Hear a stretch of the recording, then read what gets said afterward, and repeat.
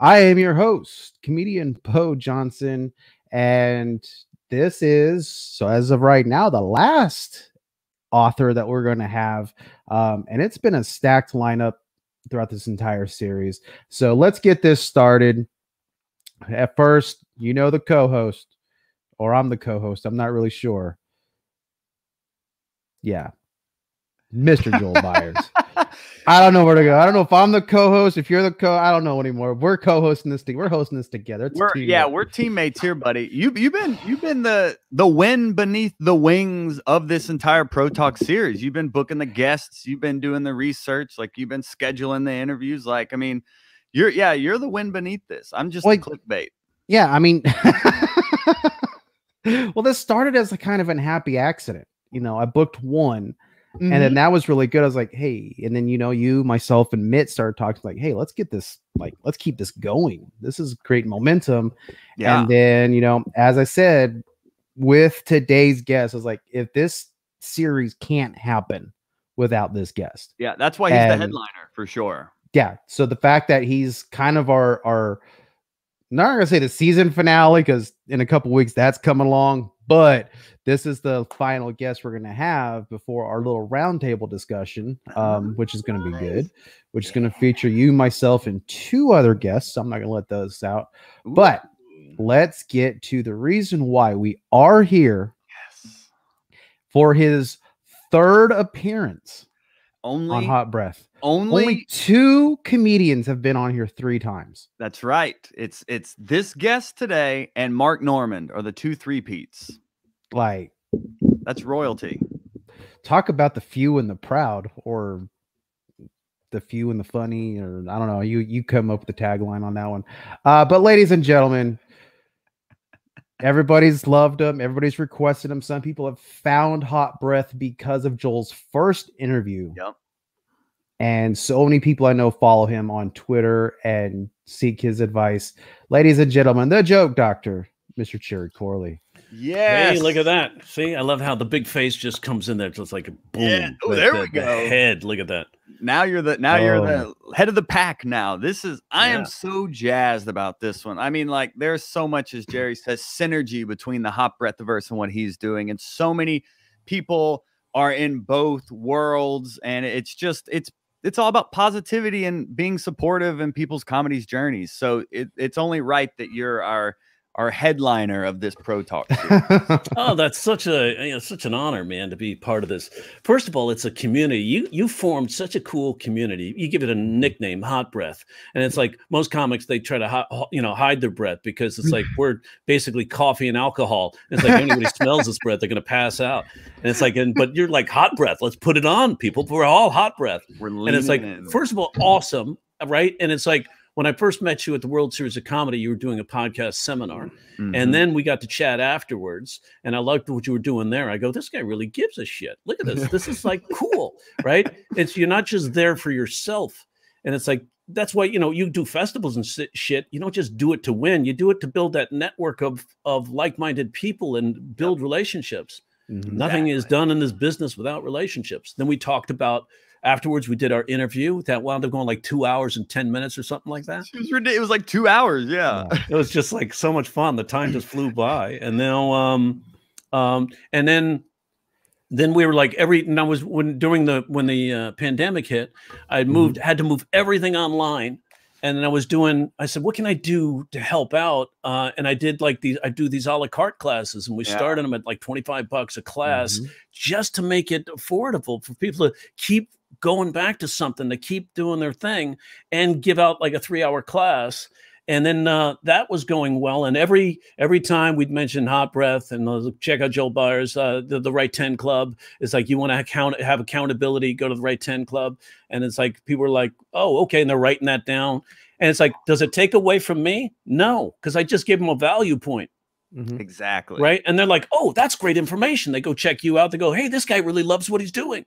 It's like, and then Bo, I remember Bo he was the one I got the second interview arranged, right, on Twitter. And back in August. Man, you're like, when you said this at the beginning, you're like, oh, you're like the wind beneath my wings. So it's like, yeah, he's like the engines that fly the plane, you know? Totally. It's been amazing. Like when you talk about community, is just like giving comics a safe space to try and do things and experiment. It's just giving people the opportunity to like fail upward, like try it out. And we'll laugh when you fail. Because we're laughing at ourselves too. Yeah. It's, oh man, I did that. So sometimes in my classes, when somebody like bombs a joke and it sits there, I laugh because I'm like, oh, I know, I've been there. Yeah. Right? And then so they feel, because you laugh. Like, now, what do you do with your friends? That exact thing. If your friend fails, you're going to laugh at it, right? If I got all protective, people be like, okay, this makes me even feel more nervous. But if you laugh and make it okay, people are like, all right, we can risk here. And nobody's going to judge us. They're just going to laugh with us. And then you laugh and then give them a fix for the joke. And it's like, oh, here's what's missing. What are you trying to say with that joke? I'm trying to say this. Oh, well, why don't you put this in? You're missing a connector. Put this in. That'll tie those two together. And all of a sudden they're like, boom, the joke works. And they go, how'd you do that? That's why I'm the joke doctor. No, I know. I didn't even name myself the joke doctor. Somebody else did. Some old veteran, he was like, oh, man, you make jokes well. You're the joke doctor. We were going to throw those jokes out. And you just like, hey, what if you did this? I'm curious, like, as someone, like, I've been doing like coaching with comics and like workshops and stuff. I'm curious, how did you come up with like your terminology? Like how, like, I can explain to people like, here's how this joke could be better, but like, I don't have like a tangible way of like describing it in terms or like a system, you know, like how did you develop a system to like clearly communicate a process? Well, two things happened. That first of all, when I met George Carlin way back in the day, it was a crazy coincidental meeting. He actually gave me a ride to the airport in his car that had picked him up. And I had just finished I did a corporate, one of my first corporates in New York City, and I was waiting for my car and it was late. And then he was there and he, hey, you need a ride? And I was like, that guy looks like George Carlin. And I said, oh, well, if it's not an imposition, you're going to the airport, right? JFK? I said, yes, sir. He says, ride with me. Okay. So I get in there. He goes, my name's George. And I'm like, oh shit, it is. Wow. And, you know, so we rode to the airport. It turns out his agent had recommended that he watch my dad, who was a character actor at the time, so that he can learn to be a better character actor. And then they had the same agent, and we started a conversation. And then kind of he just said, hey, anytime you see me, come say hello if you see me somewhere. And I did, and we wound up talking. And one of the things he said was, you know, he said that I know with 98% accuracy that a joke is funny before I step on stage. And I said, how do you know that? He said, because it contains all the necessary elements for a joke to be funny. And I was like, what are those elements? And he said, you're going to have to learn those on your own, kid. And then after a glass of wine and a painkiller, which was his drug of choice at the time, he said, I think the reason I say that is because intuitively I know what they are, but I can't verbalize it. Yeah. That'll be your job. You do that. Yeah. And you can tell everybody how it works. And so I took it as a command. It was an order. That's an order. So I said, I've got to do this. George said, I got to do this. So I started to look around and do some research. And the first set of, you know, sort of the ideas and the labels that came across was from Melvin Helitzer, who wrote a book called Comedy Writing Secrets. Now, Melvin, it was a journalism professor at Ohio University. And he used to do a humor class where he had like a 2-year waiting list. And so in that book, he had some basic labels. And so I started work off of those labels. And I said, well, this one works for me, but this one doesn't. Now, the thing is, he's a journalism professor. And he put a piece, and what I realized is his book was built off of Gene Parrott's book, Joke Writing Step by Step. Gene Parrott was Bob Hope's head writer. And so, but I had studied with Gene Parrott for 2 years. And after I read Melvin's book, and that's what got me my job on The Tonight Show. So writing for Jay. But those labels help you to keep track of things. Gotcha. And they help you to, when you're going back through your material, you go, okay, the 9 elements that psychological laughter triggers, I wound up coming back with were surprise, superiority, embarrassment, recognition, incongruity, ambivalence, configurational, and coincidence. I added coincidence late because I was like, it's even bigger than surprise. It's one of those where you go, oh shit, I never thought about it that way. That's that coincidence. And sometimes if you do an analogy, Like you do an analogy and say, my ex-wife, she was an alcoholic. She was sort of like a smartphone. At any given point, I could usually find her at least one bar. And people go, oh, shit, yeah, never thought about it that way. That's so true. Gotcha. And it's like, that is a coincidence that those two dissimilar ideas were actually similar. So we're actually laughing at that coincidence. Plus, we recognize those two elements. And you put them on a hook with an illogical equation of, my ex-wife was like a smartphone. Huh? Solve that for us. Show us how that's true.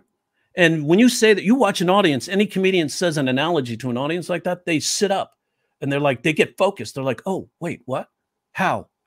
And then you solve it for them. First of all, you release that tension because you solved that illogical equation. Then you solve it with a nuance that, oh, shit, that matches. And they go, wow, what a coincidence.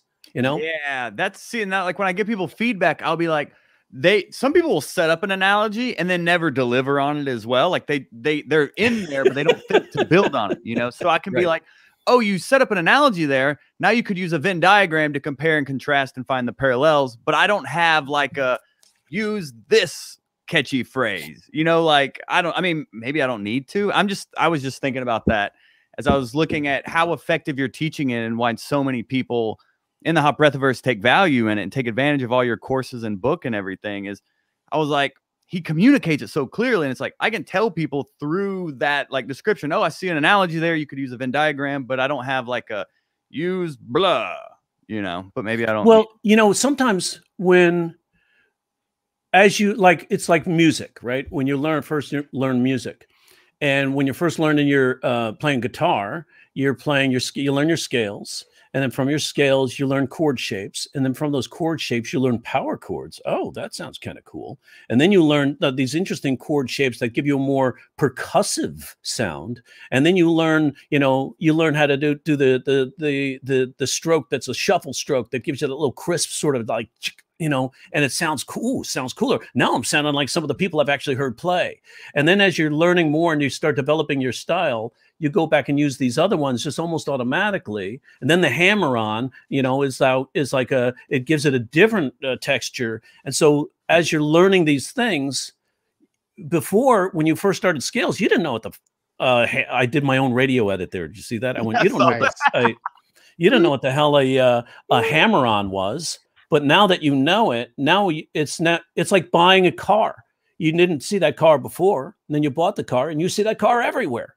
So now you have the hammer on, you know you could use it. So when you know a reverse is there, you played with the reverse, you've learned to write a reverse, you know you could take a sentence. If you're writing story-based comedy, just put the story on the page first, then go line by line and find some of the humor in each of the lines. Like you say the line, is there an assumption, an expectation, or an image I can shatter? Is there two dissimilar ideas converging before I can do an incongruity joke or an associative joke? Is there some wordplay? So those are the first three questions I would ask. And then you could go on from there and go, is there some irony present? Is there paradox? You know? So once you have those tools in your sort of bag of tricks, you can take any logical grouping of words pretty much and make it funny. Okay. Yeah. I mean, I really just push people to get like personal, and I'm like, what jokes could you write that no one else could create? You know, like what wouldn't be like a fortune cookie or a popsicle joke? So I'm always pushing people to get more personal. So, I mean, everyone has different styles. I just see how effective your way, and we'll get to your questions too. I'm like selfishly like, how do I help communicate more clearly, Jerry? But I guess it's working if people get results from it. I guess I'm just thinking of, how can there be a clever system or something? You know, there is a couple of clever systems like that. One of my first videos I put out was called Joke Writing 1, 2, 3. Like, it's just getting started. Where do I even get the ideas? Hey, where do I get the ideas to write something funny? Stop writing something funny. Stop trying to think of something funny. Just write something and then make it funny. Yes. Once you have it on the page, you can control it. I remember there's one dude, he sold the course, and bless his heart, he used to be like, he goes, and he was from Kentucky, right? And he was like, you know the easiest way to stop being funny. That's how he talked. I'm not making, this is exactly his voice. I practiced it. He's like, he goes, you know how the easiest way to not be funny, write your material. Because if you write it, it's on a page. It's one-dimensional. Wow. It's like, that's stupid. Yeah. It's like then you're removing the element of how important the craft is, right? Every script in Hollywood is one-dimensional. Right. It's like, I dare you to call Tom Hanks a one-dimensional actor, right? It's like, no, you take those words and all of a sudden Matt McConaughey in that thing he did on Wolf of Wall Street, he was in the beginning part, only like a couple of scenes, and he was nominated for an Oscar because he took that little simple role and just all of a sudden give it all this nuance and crazy Matt McConaughey shit. And so that's your craft now. You have to bring it on stage and communicate it in a way by being completely present with the audience. Yeah. And then all of a sudden that joke evolves from a joke to an experience, because that's like the second or third draft. You write it on the page, that's one draft. You put it up on the stage, that evolves into a whole nother draft of a joke, because now you're looking at the audience, they're nodding, so you're communicating with them. And then you're responding off of what they think of what are they thinking? I'm going to respond off their response, and it's nonverbal. It's just like, haha, oh yeah, and then such and such happens. That's a tag or a topper, and then you add the act out. I know it seems like I'm on cocaine, but I just have a nose hair that's itching me. We talk about this. I just get jacked up. That's all there is to it. Hey, that's a great problem to have. So with new comedians, since the last time we've talked, we've actually had a lot of new comedians, new to the game, join the group. So what advice do you give to any new comedian that's just getting started? Okay, so one of the things is check out the videos, right? Check out the YouTube videos, because I give away a lot of shit. I'm going to go getting back to doing more videos too. So I've been away from that for a little while. Just moving everything online got kind of overwhelming, and it's just me and my assistant, and that's it. I don't have a crew. Like, you got a crew, right? You got Bo. He handles everything. This guy, look at the shoulders on this. He's the heavy lifter. You, Joel, you got dress shirts on. You're like, don't get my hands dirty. I've got shit to do. After 5.5 years, my part is perfect. My hair, fuck you and your hair. Right? It's like, you got hair. You're just jealous of hair. Yeah, that's I am. It's a jealousy with hair. But here's the advice. Check out the videos, right? That's a start. Then what I would do is just write sentences, write facts about you. Just facts about me. One dude in my class wrote lazy, one word. Yeah, obviously you wrote one fucking word, but it's like, but what if we add an element to that? What if we add a descriptor to lazy? Lazy at what? Who, what, where, why, when, and how? Ask the maxim of the 5 W's. Sort of asking questions. Who, what, where, why, when, and how? Lazy at what? What would be really embarrassing? Embarrassment as a laughter trigger. To be lazy at. That's a question for you, Joel or Bo. What would be embarrassing to be lazy at? Really embarrassing to be lazy at. Sex. Absolutely, right? I'm a lazy lover. All of a sudden, that statement takes on a whole new flair, doesn't it? It's no longer, I'm lazy. I'm lazy at sex. I'm a lazy lover. So if you're lazy at lover in bed at sex, what, who, what, where, why, when, and how? Positions. What would be your favorite position if you're lazy at sex? A nap, right? My favorite. So anybody a lover here? You guys good lovers? You think it's a good lovers? It's like, I'm a lazy lover. Like, my favorite position is a nap. Now you have a quick joke, and it's just from a fact about you. You can even build that out even farther by asking more questions. What else is in sex? What else is in sex that is like, when I masturbate, I'm like, it's just not worth it. Now you have a joke that comes out of that, right? So it's not even, it's just what happens when how do you respond to stuff when you're lazy? It's like, you don't even, if you're really tired or you're lazy, you don't even want to, I got to pee, but I'm not going to get out of bed right now. I'm just going to go to sleep. Maybe I'll still hold it throughout the night. Sullivan said childbirth. Childbirth. Hell yeah. That's funny. That's so funny. Oh, God. Hilarious. That one actually has me thinking, like, wait a minute, that's possible? Yeah, lazy. Yeah, that's why they do C-sections. Or lazy. It's like, oh, she can't. She lazy sections. They don't even call them C-sections. They call them lazy sections. Yeah. It's like, because it's like, she's not pushing. She doesn't know how to push. She's not pushing. She doesn't want to push. She's not going to push the baby out in time. We got to get the baby out. All right, we're going to have to section her. All of a sudden, it turns into an operating room, and they cut her open and take out a baby. I know. I've seen 2 of them. I have 5 kids. Did I tell you guys that? Wow. What? Because I'm only half Mormon. Yeah. You have 5 kids? 5 kids from 2 different moms. Oh my! I'm sorry, 3 different moms. You're like Johnny Appleseed out here. Yeah, he doesn't even look like he's in the NBA, right? Every time I say that, people groan. I go, what? What happened? Somebody goes, oh, that's racist. I go, why? You said NBA. I go, so how's that racist?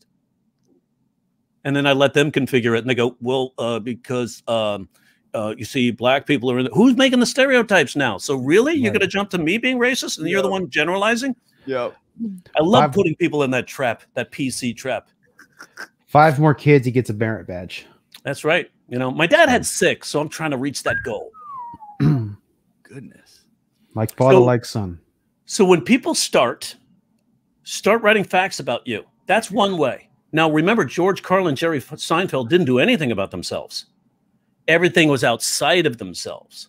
So if you're afraid, because when I started, I was doing observational stuff, because George said to me, take the shit that drives you crazy, make it funny.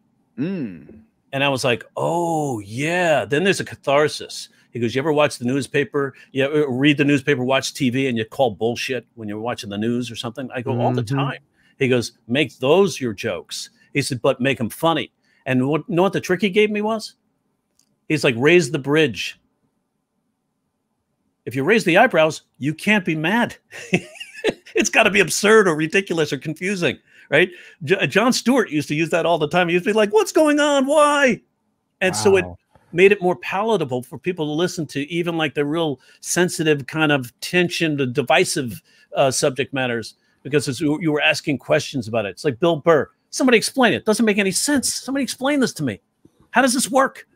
So even though he's very strongly committed emotionally to his material and he's ranting about it, he's very focused on his point of view. It's still all based in, I can't figure it. Somebody explain it. Doesn't make any sense. And that's how he walks through. And that's how he was able to walk that line of being firmly committed to something that may seem misogynistic or, you know, sometimes even sexist. Really? Bill Burr? No, tell me it's not true. And I love Bill Burr, but sometimes he doesn't even know he's sexist, you know? I mean, and that's kind of an interesting thing that you brought that up, because we were having that discussion last night. Is sometimes it's not the joke that's the problem, it's the look you give. Like that one little look can probably make or break your joke, or probably you convey something through your emotion as well, right? So in my book, I have this thing called the teaser formula, which I stole directly from Melvin Helitzer, but I changed a little bit based on my experience as a stand-up. You know, his experience was as a journalism professor trying to convey this in a communicative way to people on how to write humor. And mine was taking the core ideas I got from him and from Gene Parrott, and then going up on stage. And Gene was a writer, right? Wasn't a stand-up. Then I was on the road 43 weeks out of the year. And every night I was in front of an audience, I'd have a hypothesis or I have an idea I want to try in front of an audience, try that. And then I'd listen to the audio later and write the notes on it, on how it worked. So that's I was using the comedy clubs as my lab. So, and every night I'd put the earpods on, listen to the audio, write the notes. And it was like, sort of like, so the audience didn't even know they were my guinea pigs. So for trying this stuff, I mean, I was having fun with them, but at the same time, I realized, wait a second, the joke is only half of it. Then there's the teaser formula, TEASER, target. You have to know what you're making fun of. You have to have a specific target. Sometimes that's what's lacking. We're not sure what we're making the joke about. Is it a joke about a concept? Is it about a person? Is it about an entity? Is it about, this magazine article? Is it about the psychologist who said something ridiculous? A lot of times we'll just do this bland thing and we'll go like, well, who are we making fun of here? So, and then the second thing is like, so target, know what you're making fun of. Right. And so, and sometimes as we write the joke, we don't know exactly who we're making fun of. And then we go, oh, this is not about the president. This is about the Congress, or this is about the law, or this is about racism, or this is about, immigration, or the decisions made, or whatever. But we got to know who the audience has to know who we're talking about. So that's target. And then there's emotion. This is where so many comics fail. Is you said the facial expression. The facial expression isn't just the facial expression. It comes from an inspiration or motivation or a moment, right? This is why I learned so much about acting in stand-up. I remember doing an acting class. I studied at the Juilliard summer acting program for years. And then I was at the Actor Studio and then at Lee Strasberg Theater Institute.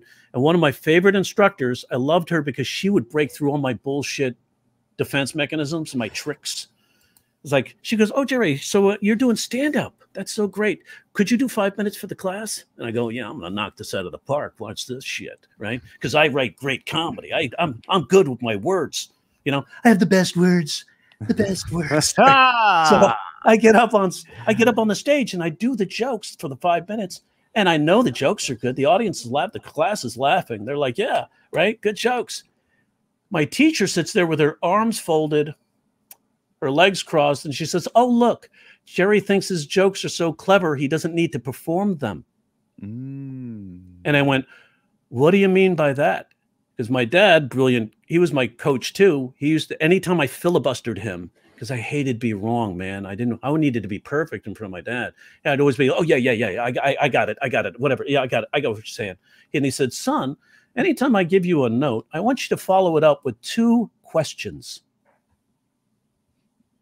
Yeah, got it. Yeah, I totally got it. 2 questions. Got it. Oh shit, that means I have to listen to the note. Right? You know, we're sometimes those people. We don't want to be seen as flawed, right? So, but our students do this all the time. They'll like jump on, "Oh yeah, I totally, oh yeah, I know what you're talking about." Yeah. They don't really want to listen and acknowledge that they made a mistake. But then you learn that mistakes are gold. So it'd be like, now when someone teacher said, "Oh, look, Jerry thinks his jokes are so clever, he doesn't need to perform them." I was like, "Ooh, what do you mean by that? And how can I improve that?" Now it's no longer a critique. It's a collaboration. You're collaborating, you're creating together now, because he'll give you a follow-up, and then it's like, "Oh yeah, oh, I see it." And maybe he hits that one note that flips the switch and makes you go, "How come I didn't see that before?" "Oh yeah, I got it now. Go away. I got it. You flip the switch, right?" And so she said, "Take the same 5 minutes, go home, write down your emotional through lines for each of those jokes. What are you trying to say? What you're expressing? And respond to each joke." Now, what I learned was, watch Friends, the television show. The reason it got so many laughs was the directors and the editors, along with this terrific ensemble and the terrific writing, they knew that the jokes, the laughs didn't just come on the joke. It came on the reactions to the joke, where you had the other people react and they react off the reaction. So in stand-up, we are our own reaction shot. So they have the other angle, get Joey's reaction to that joke, and that's the second laugh. And then Phoebe's reaction to the joke, that's a third laugh. But on stage, we are Joey, we are Phoebe. So we're reacting. "How did he say that?" "I don't know why he said that. Is that weird?" That kind of thing. So we have all these inspirations that come. The facial expressions happen as a result of some emotion. And we all have these emotions when we're in a conversation at a party. So it's like, you don't have to make up shit. It's all right there. Sometimes in the mechanics, you can build in a deadpan. Like, you want to give them something, just sit there. Like, you have something configurational, just stare at them for a moment, and just wait for them to respond. But so that emotion, that mechanical look that comes from some sort of, like when Esther Hirsch, she's like in her 70s, she does she goes, "Dating at my age is hard because my men aren't." And she scans across the room at very Jonathan Winters, right? And she gets a huge laugh. What a difference in the laugh. She does it without that little slow burn. She doesn't get as big a laugh. She does that slow burn, applause break, So it really does, because that sort of conveys her emotion. Can you believe that shit? All these guys with ED, it's like, all I want to do is fuck. Slowing down is such an important thing comics struggle with, especially early on, because people think you got to get all the jokes out, but really slowing down, that timing, that pacing is where a lot of the humor comes from. That patience, breathe, and listen to what their response is. Yes, and then you could respond off their response. Yep. But like if I was just doing that joke, what's that, Joel? It's almost like you got to know the jokes, so you're not in your head like, what's next? What am I thinking? What are the next words? Knowing the jokes will free you up to listen as well. Yes, absolutely. When you know the jokes, then you're not so worried. But you're not in your head anymore. You're present with the audience. Like, and it's like you say a joke. It's like, what are they thinking? A lot of times when I write a joke, I'll write the joke with what the response might be if it was a conversation. And then I wound up, that's where the tags and toppers come from. Oh, interesting. And I think we have people asking questions. What was the rest of the teaser thing? You said target emotion. So TEA, A stands for antagonism. That's where kind of the jokes come from. You were antagonized in some way. It doesn't mean angered. It means you were confused by something, curious about something. What is it with bugs? You know, that's Jerry Seinfeld's antagonism. You know, Bill Burr talking about, like, you know, divorce, or this ridiculous, like, are women are always right? I don't think so, right? So that annoyed him, so he spoke on that. And it's like, so what? Take the shit that drives you crazy, make it funny, right? Or take the shit that confuses you, makes you funny. Take the shit that sounds hypocritical, make it funny. Or that sounds that's ridiculous, or surprises you, you know. Or a lot of times I'll just sit there because I know sometimes the structure, I can just write a joke off of structure. It's like yesterday was my wife's birthday, and for her birthday, I got her a gift certificate for his and her massage. And she said, Jerry, this is a we gift, not a me gift. So I returned it and got her a gift certificate for dinner for one. So I know I can utilize the paired phrase to heighten the expectation and get a laugh. So it's like knowing the mechanics and what you can use is like knowing what notes to play in a certain chord progression, you know?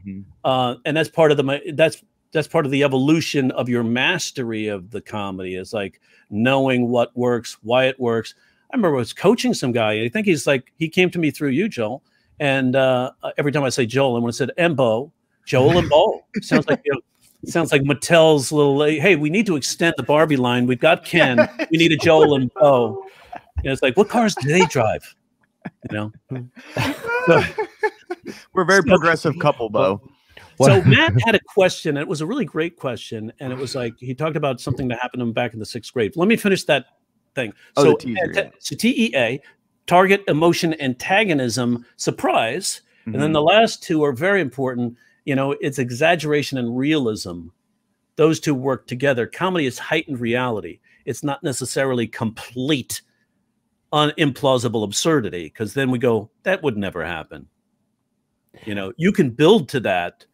Like, you know, when Dennis Wolfberg talks about his wife having a baby and the baby comes out, but then it's not just the baby that comes out. It's other stuff, right? It's like, it's just a placenta. It's like, there's like a blood, and there's a big, huge baby comes out, and there's a placenta, and there's blood, and there's a tricycle, right? And it's like, in his crazy, he's so like, wow, what's coming out of there? A tricycle now makes sense to him because he's built up he's like, this is crazy. Yeah.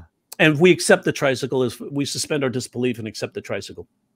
So the antagonism, that's kind of like what some people would say would be the attitude. Inspiration, where the joke comes from. Okay. Like if you're driving around, you see something, you go, authentic Chinese cuisine, se habla español? What? How do they speak in Spanish if it's authentic Chinese? Right? It's like, oh, I'll have the chicken chow mein with the dirty Sanchez. Can I get those? Dirty Sanchez. You know, so that's what you see something sometimes, and that inspires you or confuses you or antagonizes you to write it down and say, I got to talk about this. This has affected me emotionally. So the emotion is where your angle comes from, your attitude or your point of view. It's like, how do I feel about this? It's like if I'm like a writer and I'm go to my editor and say, I want to write a story on the homeless. They're going to say, what's the angle? And you're going to be like, oh man, they're crapping up the neighborhood with their RVs and their garbage.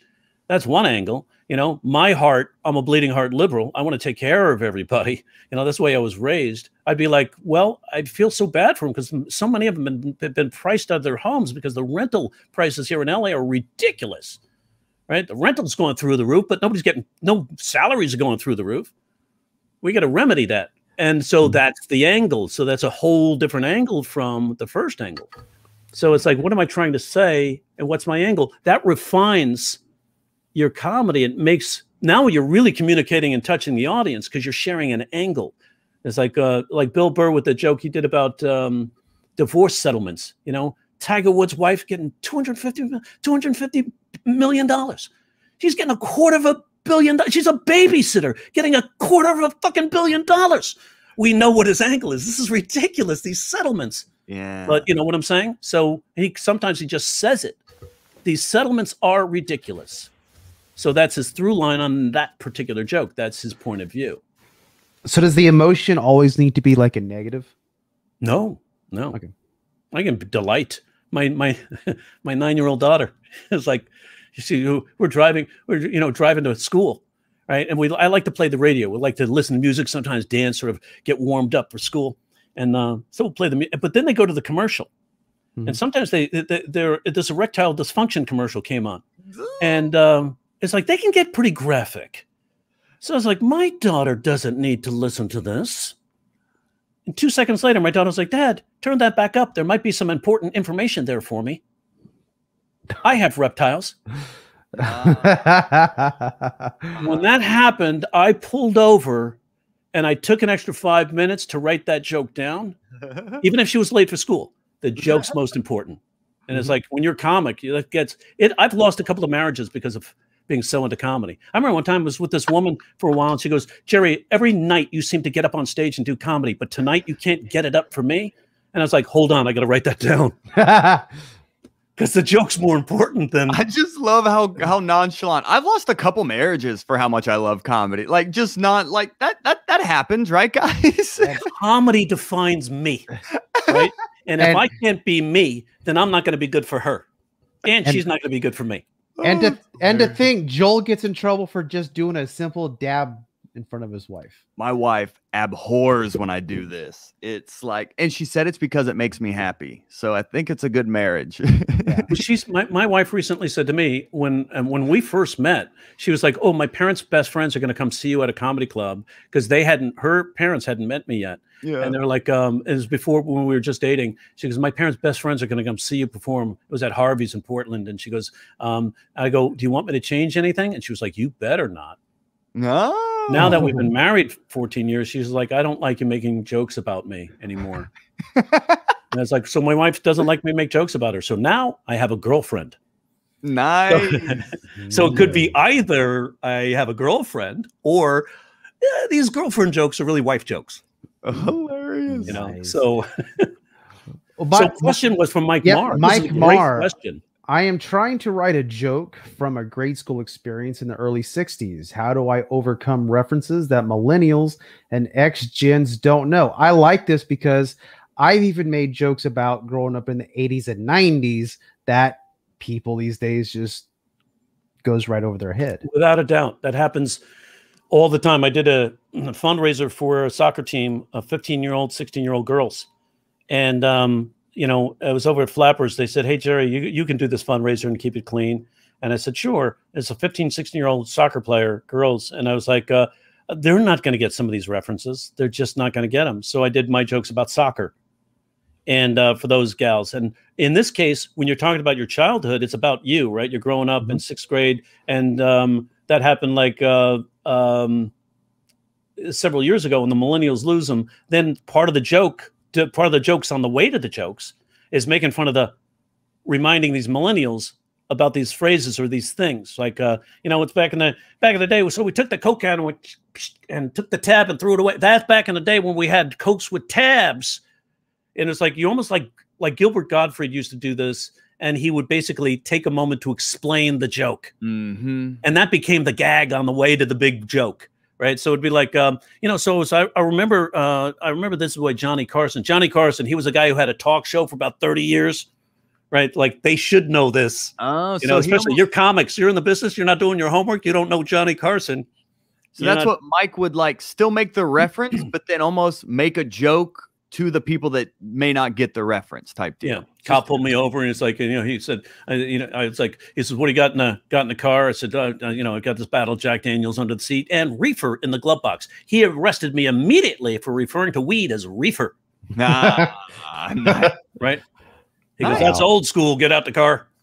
Yeah, that's a good tip. So it's not like don't edit your joke, just actually find a new laugh based on making that reference. And this might help you find a character through line. I'm old school.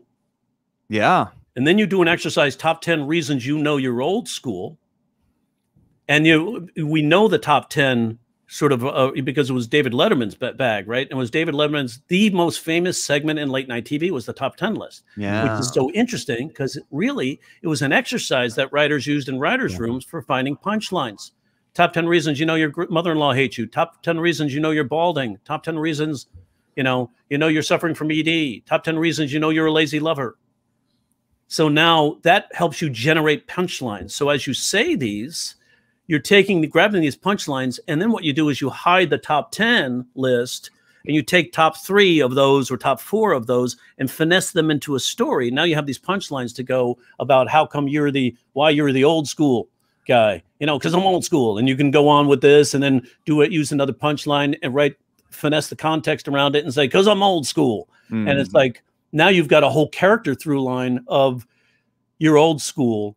And then when people see you, they can identify you with something like, oh, this dude, he's fuck, I don't know his name, but he's old school, right? And now you've already branded yourself. That's what I'm like. I'm currently like, as I've been doing this 11 years now, and I released a comedy special last year called The Trophy Husband, and I was like, this is the brand. And then in hindsight, I'm like, I don't know if I really want to lean into that. Also, because my wife doesn't like me. Well, we refer to my wife as Caramel here in the Hot Breathiverse, so she doesn't hear me. Oh, yeah. But she doesn't really want me. I don't know. I'm leaving her out of it. So I'm looking for like, how can I figure out like, how do I come off to people? What kind of filter can I put my material through? And it's like, and I haven't figured it out yet. I'm thinking, over optimistic? Am I almost grown up? Like I look 13, but I'm 33. Like I'm the vice principal. Is it? But that's my whole act? I'm a vice principal. Like, no, it's like no. Almost like you're the very helpful, scholarly kind of vice principal guy. A great way to find this out is to when you have your classes or when you're doing something online, ask them to write down in the chat, perceptively, when you see me, what do you see? And that might help you find a through line too. Okay. It might help you find that. When people started coming up to me and said, you remind me of George Carlin, you remind me of Jerry Seinfeld, you remind me of Johnny Carson, I kind of knew that, first of all, I started emulating Seinfeld when I was first started, till he made fun of me.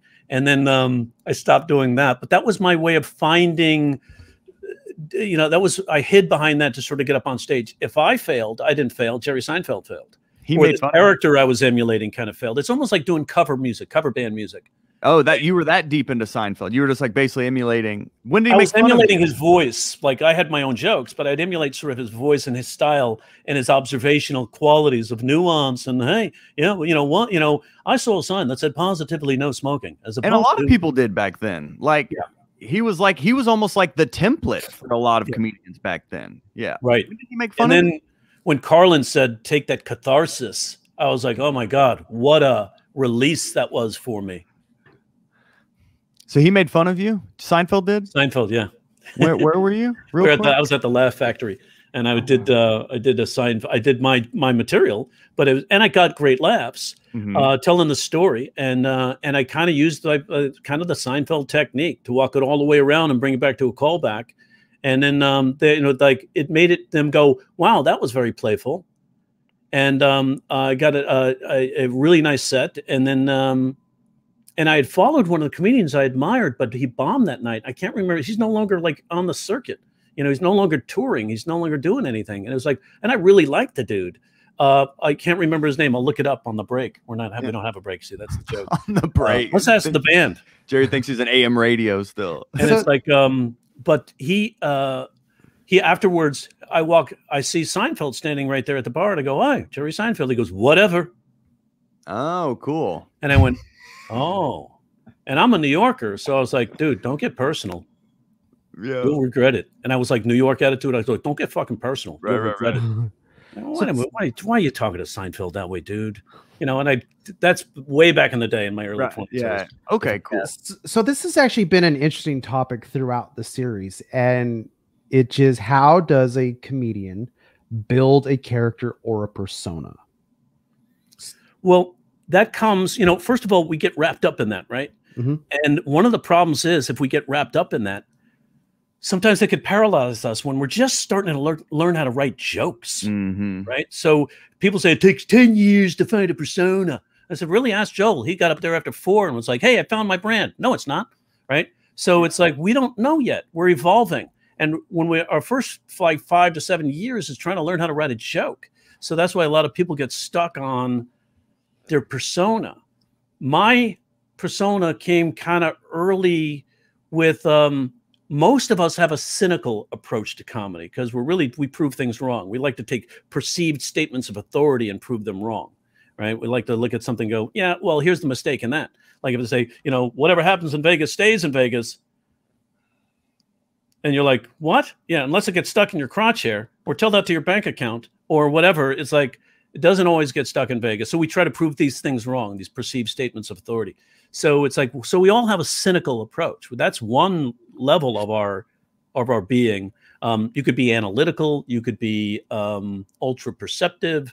You could be like, you know, even after Whitney was on this getting popular, she hadn't really found her voice, which is now super independent woman. You know, I don't need this. I don't need a man, you know, and you feel that in her. Roseanne, here's an exercise to help you identify with your persona. Take some cliches and do cliche reformations. Now, cliches are statements that everybody knows the ending to. You know, when in Rome, do as the Romans. A penny saved is a penny earned. My mother used to say the best way to a man's heart is through his stomach, right? We know those. So Roseanne had this cliche reformation that kind of defined her voice.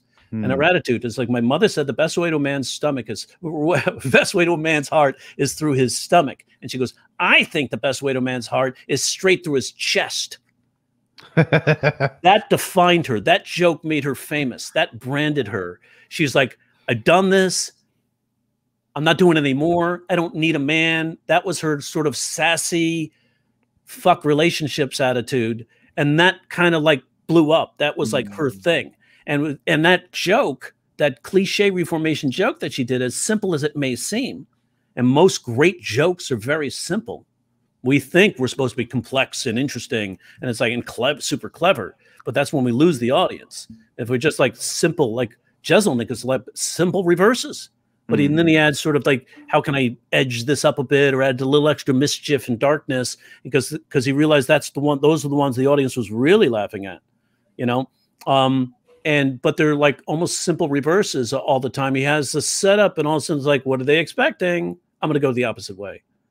And then, you know, Brian Kiley, a masterful joke writer too, who is like the head monologue writer for Conan O'Brien. He's so good at that as well. And that kind of, his voice is a little, he's like, the jokes are always on him. He's like, he shrugs a lot. I'm just trying to get from point A to point B, and gotcha. Stuff keeps happening, you know, and that's his thing. The thing is his emotional spectrum is about this vast. And so I said, he'll never be famous, even though his jokes are amazing, because it's generic. Where Stephen Wright didn't have a real vast emotional spectrum, but his comedy was so thoughtful, so thinking. It really got our brains involved, and we were trying to solve the puzzle with him, you know? So that's what attracted us there. And his nuance of being almost like, oh, my brain is so tired. I can't even, you know, and he'd be like, I spilled spot remover on my dog. Now it's gone. Yeah, so that's you made a few good points there. First off, some people are like, what's my persona? And it's like, well, first figure out how to write a joke. Like, figure out how to write jokes first, and then like let your persona come organically through your ability to write jokes that are personal. And then also asking people perceptively, what do you think of when you see me? And then maybe have cliches and then reform them in your own personal style and just see what comes out of that. Yeah, so the cliche reformation starts to help you identify a point of view. And then once you start to go, oh, this is how I think. Oh, okay. So you can start to build on that. Now, don't be so eager to chase this persona. Sometimes it's fun to just experiment with the persona and make a discovery. And sometimes, like look at Jim Gaffigan. He's got that little sort of voice of consciousness that happens all the time. Yeah. I used to do that because I used to worry about the older women, or the women in the audience worried about that I was doing something sexual or something dirty or naughty. And especially if I was doing an older crowd, and be like, the woman, I always felt like the older women might have been judging me. So I'd be like, every time I do a joke, he's always referencing something about his dick. You know, and I beat them to the punch. And then I heard Gaffigan. I go, Gaffigan kind of does that, so I'm going to leave that alone, and then find a different voice. And I had this voice I used to do, was a bit of a stoner voice based on this guy I knew in high school named Brian Stark, and be like, whoa, no way, dude, check that out. And he became a whole separate character by himself, and I wound up opening for me as this character, and then I take off the wig. And it was like a stoner dude. Nobody knew that it was me. And I'd get up and do this character for 30 minutes. Then the MC would come up for 3 minutes. I'd change into a blazer, black shirt, and come back up, you know, with the bald head and go, hey, how about a hand for Charlie Stone, ladies and gentlemen? Isn't he funny? Yes. And they'd be like, I might get a standing ovation. And they'd be like, where's Charlie Stone? We want to hang out with Charlie Stone. I go, fuck Charlie Stone. That's your Tony Clifton, huh? Right. Yes, that was my Tony Clifton. And it was so fun to do that, but exhausting at the same time. But I realized they loved the refined character that Charlie Stone brought. And he had a unique point of view, man. Everything was like, you know, it's like, I remember I was in philosophy and I took my midterm and I brought it to the instructor, and he was like, Jerry, because that's my name. He'd be like, Jerry, you know, you forgot to turn in your final paper. So I'm going to give you IB. I said, well, this is philosophy, critical thought, right? He's like, that's right. I go, I did that paper in my mind. He gave, you know what I got? B-. So it's like, and people were laughing at now the character delivery. The joke is not on the page. You might look at it and go, what? But the character delivering the joke is what made that joke come alive. So sometimes the character point of view is so important to make that joke work. I think I just get impatient, Jerry. Like, I'm 11 years in. I'm like, I keep, and these are things I tell people too, only worry about what you can control. And then I hit moments where I'm like, why not me?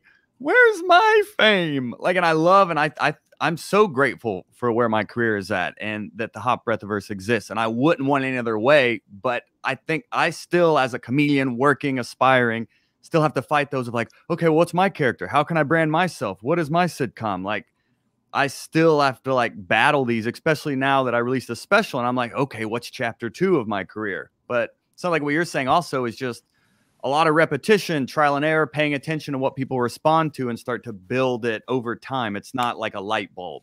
And sometimes it's something else that somebody else sees, right? That you can't see because you're just too close. Yeah. So that's why you ask people, what do you see when you see me? And be honest. Like, or sometimes you have to write down your top 10 most critical flaws. I try to please too much. I'm always trying to please too much. And it's like, I try to, like, I'm the peacemaker in my house, or I'm, you know, if I need to complain, if, you know, you're the opposite of a Karen would have no problem going, I need to talk to the manager. You'd be like, honey, let's just let it go. Let's You're like a beta male. Not make waves. You know, so that could be a part of maybe who you are. And it's like, once you start to find that, it's like, I know, I'm pretty confident with who I am. Right. And so now I can explore other characters too. And maybe in the exploration of other characters, I find another little nuance I can add to my main character. George Burns went through eight basically iterations of who George Burns is before he found George Burns. Oh, okay. So it's like sometimes you'll evolve, and then at some point you all of a sudden just clicks. Usually it's about 12 years in. So you got about 24 months, Joel. Cool. And all of a sudden you're going to go, I'm Superman. I didn't know this. See, that's kind of an interesting thing, because like one other person we've talked to actually said the same thing you did, like talk to people and like, who do I look like? And so actually I put that to the test, and talking to 7 different strangers, 5 of them said, you look like a DJ. Like, you look like you belong in radio. I don't know if that was just because I'm ugly, but you know, it's like, you look like a radio guy. Basically, they say you got a face for radio. For radio. One person said you look like the son, like you could be related to Wolfman Jack. So it was like DJ. I'm like, so how do I put that onto a stage? Like so that's my next big thing is like, okay, how do you put that into stand up? It was like, yeah, what are the traits of us DJ? Like lazy, are you stoner, pushover, like aiming for the middle, like Johnny Fever from WKRP. So, you know, I think also one way to find what I tell students sometimes is like, who are your favorite comics? Those people resonate with you for a reason, because there's a part of you in them, or there's a part of them in you. It's like they think the way you do, or they have the same sort of reactions to things that you do. And it's like, look at John Mulaney. John Mulaney is just John Mulaney. Yeah. You know, he brings all his idiosyncrasies up there, and he talks about his drug addiction and his rehab, and then winds up checking into rehab shortly after that. That's right. That's when he's still flawed, and he still goes through his, like, he's going through his journey and failures and successes, and he's up there talking about them on stage. That's quite funny, because my favorite is actually, like, all-time favorite is actually Craig Ferguson. Like, and I just realized like a few months ago that he actually had a completely different character at one point. Oh, Bing Hitler. Bing Hitler, yeah. Wow. Yeah. Which was like amazing. So we have a few more questions. Sandy asks, let's rapid fire here and land the plane. How do you react to your joke without seeming contrived or announcing to your audience, here is a joke? That's a great question, because and one of the things that drove me crazy on Tonight Show is, like, Jay Leno would often go, "Oh, here's another one." Be like, stop telling people it's a fucking joke, man. You take the surprise out of it. We know you're. He goes, well, you know, everybody knows this is where we do the monologue. Yeah, well, yeah, but Johnny Carson used to get up there on that stage, hit that star, and go, "I read this story in the newspaper out of Minnesota," and all of a sudden you're in the story with him. And then he has a punchline at the end when it's a story, and we think it's a story, and all of a sudden you hit a punchline, despite the fact that we know that you're on that star. In that instant, we're not thinking about that. We're in the story with you. We don't take a moment to go, oh, yeah, this is monologue, so this will probably be a joke, because we don't have the capability to multitask. We think we do, but we don't. And I know that, because my wife was like, hey, when you're down on me, play with my nipples. I go, oh, now you think I can multitask? No. But, sorry, did I throw in a dirty one there? Whose wife was that? He's so dirty. How does he do that? Right? So what I do sometimes is I try to make sure it's a conversation. Oh, shit, I forgot to tell you guys. Sometimes that little trick coaxes me to get in the real moment. So back when I started, I would do something like that. Oh, shit, I forgot to tell you guys. I was on the driving here, and then I got out of the car. Just, you had to walk that block. You know, the block's like, hey, could you get a parking lot? It's like 3 blocks here. And now it's like I'm in a conversation. It's the moments are happening right here. And I'll be like, and this guy's, and the car rolls by playing this old school rap. Anybody remember the song? It was like, don't want no short dick, man. And it's playing at, like, you know, 80 decibels. So the whole world can hear it. You know, how embarrassing is that? Don't want no short dick men. They actually use those words. Don't want no short dick men. How embarrassing is that for me? You know, I'm Native American. We carried our spears. It didn't come as part of the package. You know, some comics telegraph it at the end, though. They'll, like, say the punchline and almost have like a ta-da. There it is. You know what I mean? Well, like, I think they must have taken Judy Carter's course. Say what? They took Judy Carter's course, because I remember I try to go to everybody's course to say, hey, man, maybe there's a light bulb switch that comes on. And Judy said this to a class one time. She was like, you know, sometimes I'll tell a joke and, you know, I'll try to let the audience know that that's the punchline. I'll go. So that could become a habit. And I'll be like, comics. You do ta-da? No, don't do ta-da. That's magic. Don't do ta-da. How do you iron it out? Ta-da, that means your punchline isn't strong enough. Yeah. Exactly. You know? Yeah. So I think that's something Sandy was asking for, like, her own personal sets, is like sometimes she will, like, telegraph, like, say it, and kind of, is it just being aware of it and then being like, okay, this set, I'm going to work on not doing that. You hit the nail on the head, being aware of it. It's not only being aware of it, it's also being aware of what am I using to try to get the laugh here. Like at the end, like one of the guys that came to me from you, he said, here's the last joke I want to share with you. And he's like, and I'm not sure why it's funny. And maybe it isn't, but and it was very funny. I said, oh, it's incongruity. You're doing an associative joke between these two ideas here. And I said, and you just fell upon it, but now you know it. Now I would take that joke and then make it a template. And that joke is now a template for other future jokes that are falling into this category. Oh, cool. So if I have two dissimilar ideas converging, I'll be able to play those two dissimilar ideas, right? So it's like, there's that, the exercise is like when you said one word, rain. And I remember Mitt came to me with that. He said, I'm struggling with this one word on the right 10. And I said, oh, rain. So what else can rain be? Right? Rain can be, so that's one word. It's really hard. Rain, precipitation. What is the definition of rain? What if rain was opposite of what we're thinking of it as? Rain could also be the name of a stripper. Mm-hmm. Right? So it's like, it's like, sometimes she let me snort coke off her ass. Then we knew it was rain with a chance of snow. Right? And all of a sudden, because ask the questions. Yeah. Remember, the setup is not to necessarily be funny. It's just to convey information. So the moment you convey information, and then you're taking that information and then spinning it in a different way from what they're perceiving you're saying, then that's the joke comes from the information, and we're leading them somewhere. Trying to teach my daughter how to tie her shoes, which is weird because she's 22.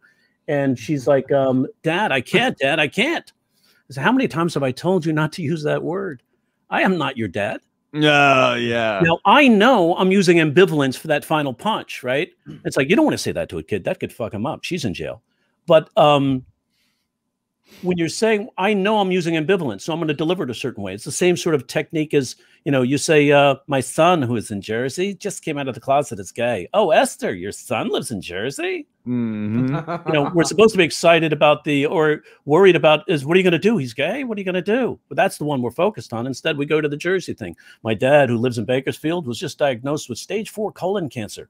I know it's horrible, right? He lives in Bakersfield. Who wants to be there? So it's almost like Sandy should just believe in her joke more and being aware of it and also believing it's funny without that little extra hitch, and it'll start to kind of work its way out. Yeah, deliver it as a conversation. And if you know what you're doing, you can have fun with that. So if you have it as, you just make it a conversation, just like get in touch with that energy that you have when you're at a party and you're having a conversation, and then try to work your jokes that way. That's one way to do it. I like to take that joke and then talk about it like it's like, like right off the top of my head. It's rehearsed spontaneity, as David Letterman used to call it. Rehearsed spontaneity. Because I remember going to a Letterman rehearsal and then staying for the taping.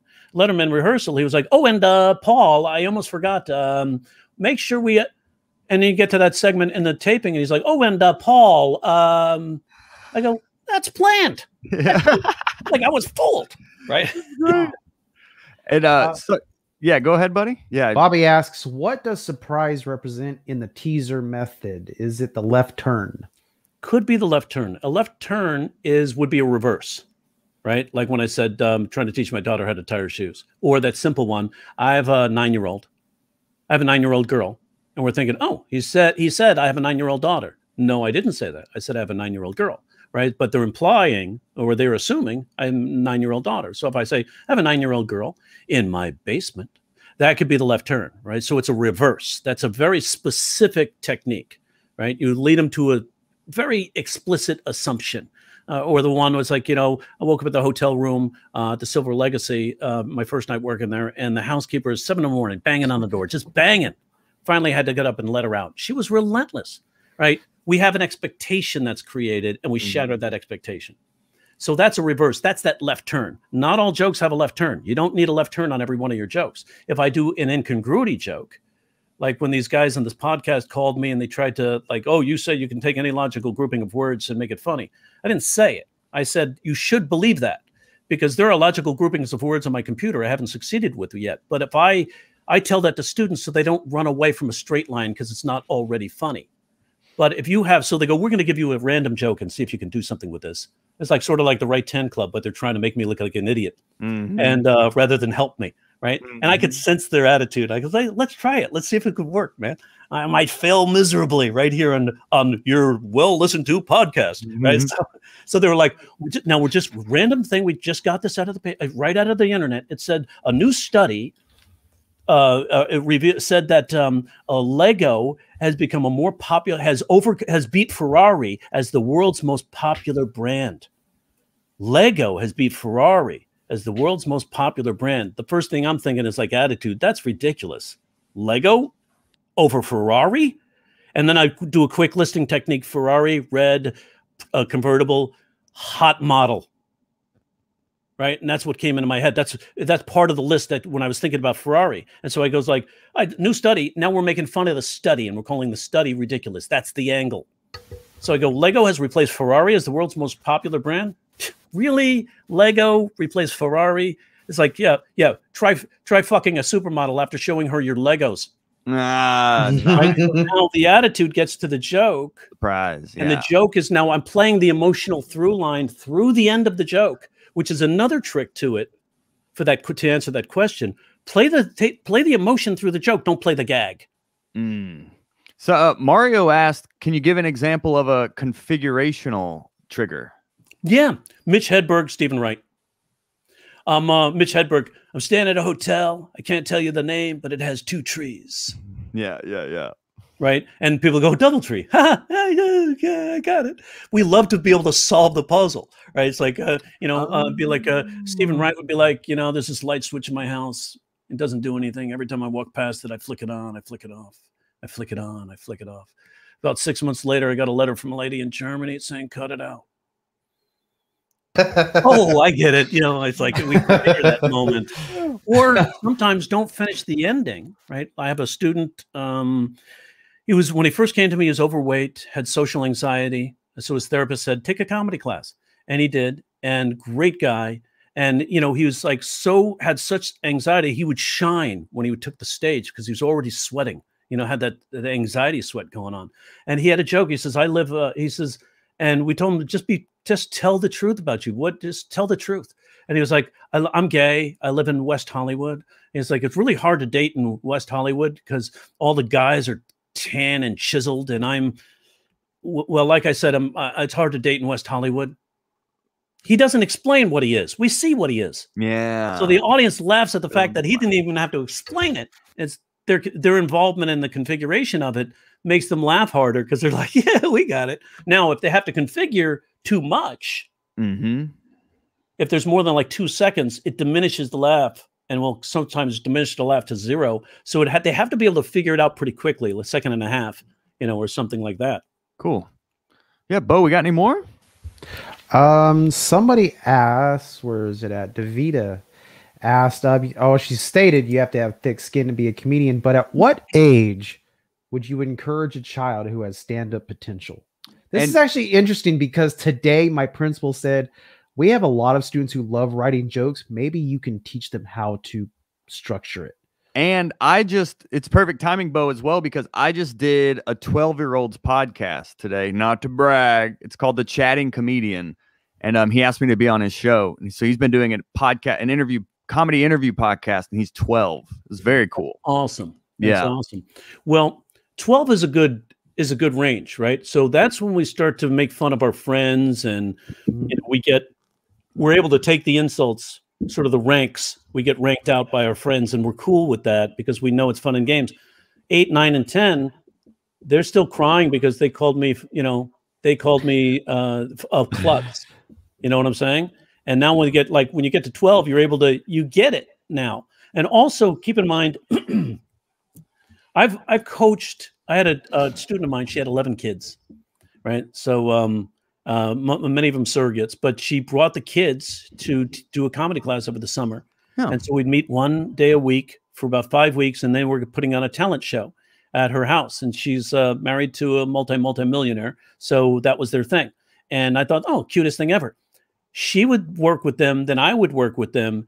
And they wound up putting on a really good talent show. And I was helping them take their kind of nuanced ideas and their nuanced jokes based on what are their quirks, individual quirks about them, and turn them into jokes. So whether they knew it was funny or not was a different story, but they knew they were getting a laugh. So that's like, remember we used to watch Looney Tunes, Bugs Bunny. Some of those jokes when we were kids didn't make any sense. My parents were laughing, but I'd be like, huh? How's that funny? Right? They don't understand irony at that age, that young age. 12, you begin to get it. You begin to see it. When you're 15, 16, you start developing the ability for complex thought and critical thinking. When you're 24, you barely have a fully developed frontal cortex. So in those ages, that 12-year-old is really good age to start, and then 14, you'll start really hitting a good stride. It's like when Chappelle started at like 14, Eddie Murphy started at like 14, but Eddie Murphy started at 14 because he was basically reciting Richard Pryor's and I think Bill Cosby's routines. And then finally at 19, when everybody goes, oh my God, he's amazing. Other comics are going, okay, you got to stop doing Richard Pryor's routine. He's like, why? He said, because that's his material. And he didn't even know. He was like, I didn't know that. I thought it was everybody's material. Yeah. So how would you teach, and how would Bo, and I would imagine, I'd be happy to help Bo with this too, but like, it's not like you're going to take them through the 9 comedy triggers or things. Like, how do you really kind of boil it down to teach kids the essentials? Well, it's not about, what I would do is say, it's not about being funny. It's about telling, making observations, honest observations, starting with honest observations and basic facts about you. My mother always says, I'm going to kick him where the sun don't shine. It's like, so what does she mean by that? Oh, you're going to kick him in the butt. Right. Okay. That's what we know, right? We know that phrase. It means I'm going to kick him where the sun don't shine. I'm going to kick him in the butt. So where else doesn't the sun shine? Seattle. Oh, yeah. Right. In the closet, Yeah. It's like, so my mother always says, I'm going to kick him where the sun don't shine. I was like, you're going to kick him in Seattle? So simple truth jokes are great for kids. Simple truth. Study the riddles. Learning riddle writing is actually learning to write jokes backwards. You're coming up with the punchline first. Write 10. That's right. The punch word or the punchline. That's write 10. Yeah. And then writing the joke, finding the joke behind it. So sometimes those what we call collocations. That's groupings of words we see together a lot. It's like carefully selected. We only use carefully selected prime beef as opposed to,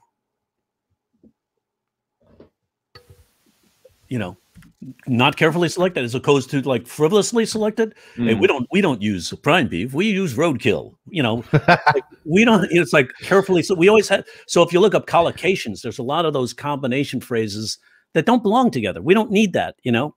It's like we're going to use all available assets to find this missing person, and some unavailable assets, or whatever. It's like the phrasing with those implications and the assumption of what those words mean are so strong, we just default, okay, yeah, that sounds right. Instead of really looking at it and go, wait a second, all available assets? When I was 12 years old, this is why I thought 12 was a good age, Bo. When I was 12 years old, I went to the post office with my dad. And this is in New York. And on the right above the handle of the post office door, it said, no dogs allowed except seeing eye dogs. And I said, Dad, what's a seeing eye dog? And he said, that's a dog that helps blind people to get around. And I said, that doesn't make sense. Is the dog going to read this sign? And I go, who's the sign for then? And then Gary Shandling did the joke like in 1976 or something like that. I was like, hey, wait a second. My dad was like, you did that joke when you were 12. I go, what? I said, oh, I remember that. That sign. Never forget that sign. And I was like, oh, neat. So I did a joke. I didn't know I did a joke. I was just asking a question. Yeah. Awesome. That's great, because actually, like with the school I work at, we have a news broadcast every single day, and there's a joke segment. And so a lot of students are sending in jokes and trying to learn how to write them. And so now my new principal's like, hey, here's a good idea. I want you to actually mentor these kids, because they may have potential one day and may want to choose it. And looking at the conversation we had is like, hey, I never knew at 18 that, hey, I love comedy, but I didn't know how to get there. Never thought about it. So that's very helpful. Yeah. I think one of the best things to start with would be wordplay, double entendre, right? Like we often misunderstand the meaning of a word. And then simple truth jokes. Now, simple truth jokes is like you hear a lot of times in lyrics or in sonnets or in scripture, very symbolic words, right? Very poetic words, and they're implied. They're used to imply something, but they're not explicitly the words. The explicit meaning of a word could be totally different. Mm-hmm. And like, for example, you ever listen to the "It's a Small World" song? It's a world of joy. It's a world of tears. It's a world of hope. It's a world of fears. Joy, hope, tears, fears. Isn't this a song about being bipolar? So it's the simple truth of it. It's like you listen to like Springsteen, Bruce Springsteen. Hey, little girl, is your daddy home? Did he go and leave you all alone? I got a bad desire. Whoa, pedophile. Really? At what point did Springsteen become a pedophile? That's what I want to know. Because we never really think about what the words mean. We're just buying the concept that's being shared with us in a poetic way or whatever. So those two little tricks work well with kids, like the double entendre. And double entendre is like a main go-to in sitcom and in commercial writing. And it's like, especially with kids that are still on that precipice of 10 to 12, they still love those little fun jokes.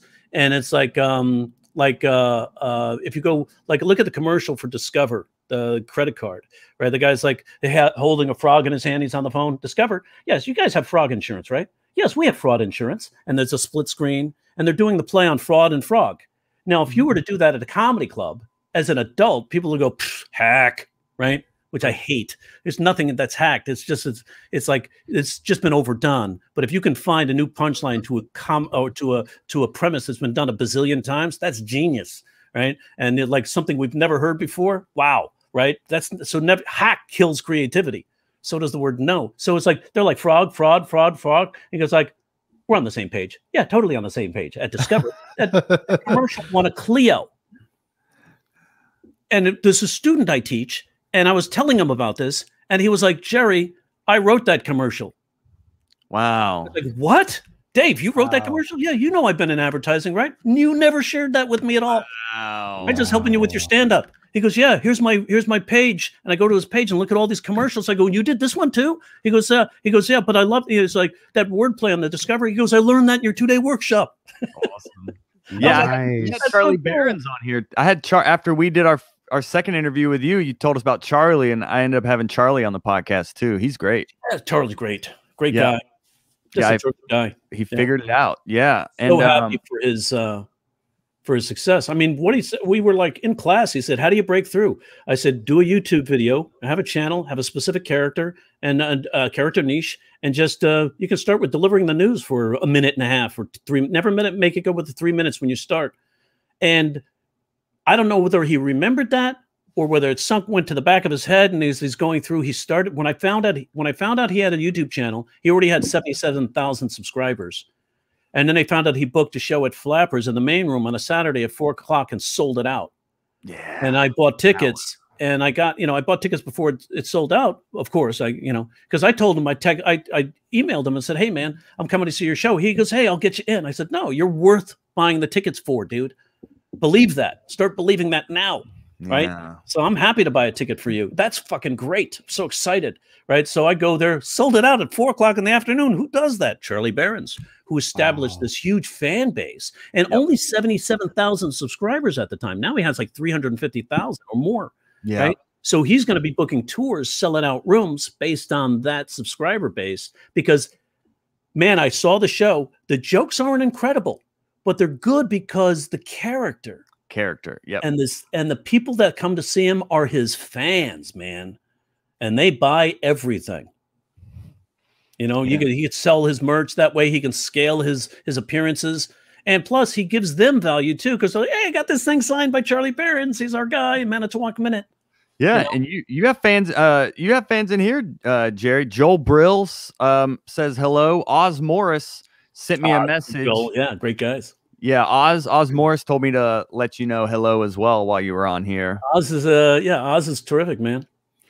And I was in my late night class, in my late night writing class. You know, very like, cool. Yeah, he was like, boy, he picked up on the nuances. You could tell he was practicing because every week he came back and his material got sharper and tighter. And he was like, some of those jokes would have rivaled some guys' jokes that I worked with. You know it. You're like, oh, that's a great joke, dude.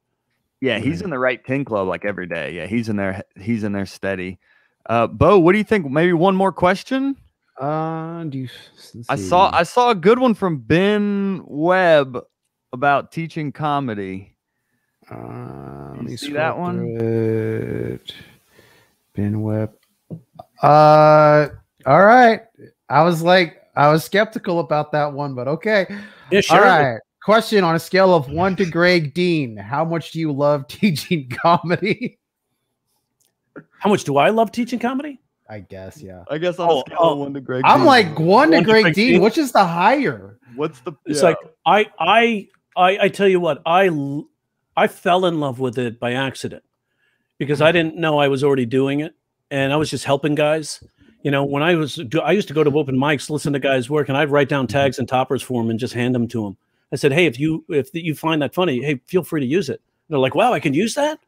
And so that's what I was doing. And then when I started saying, since some of my students really helped me teach, because they'd be like, how did you get there?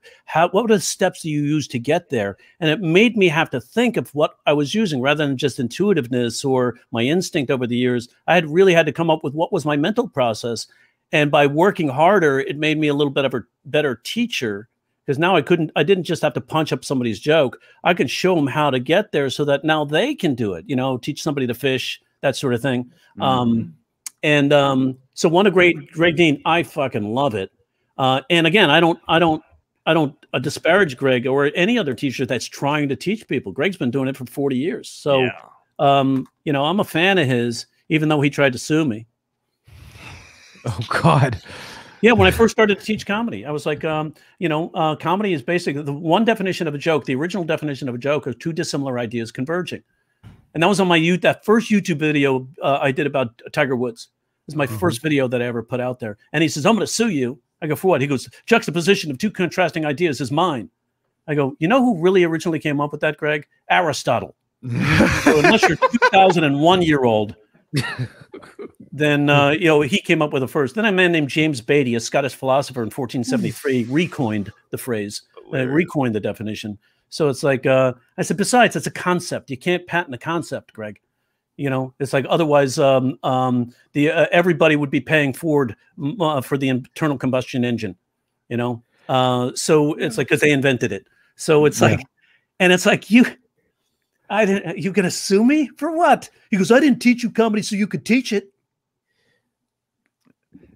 And I go, I think the pills they have you on are really hurting your thought process, Greg. We're not in competition, brother. Amen. We should synergize. It would make it so much better.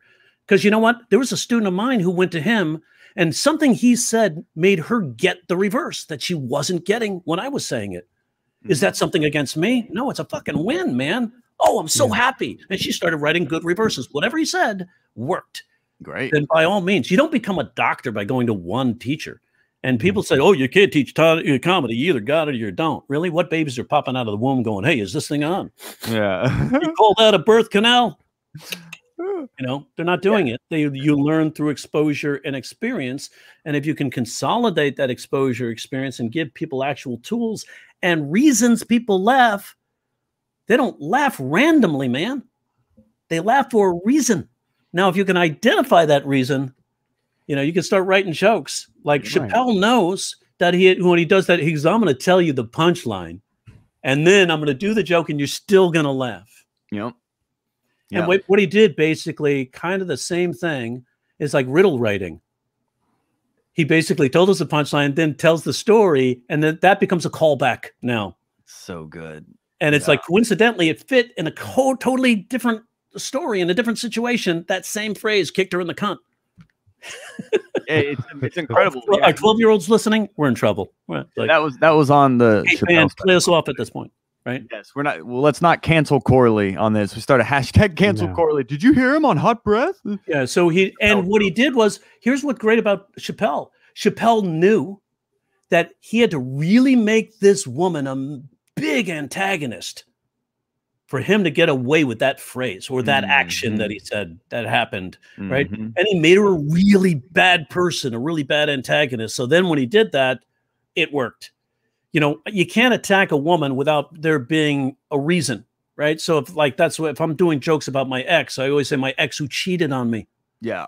You know, my ex who cheated on me called me on Halloween, said, Jerry, I don't know what to pretend to be for Halloween. I said, well, why don't you just dress normally and pretend you're in a committed relationship? So now the audience feels, oh, we need to, and they're not, when you set up the antagonist, they're rooting for you to win. Right. But the attack has to be proportional, you know? Sullivan, the same comic who earlier said lazy childbirth, she said, I found you through Steve Martin's masterclass, and then I found Father Joel.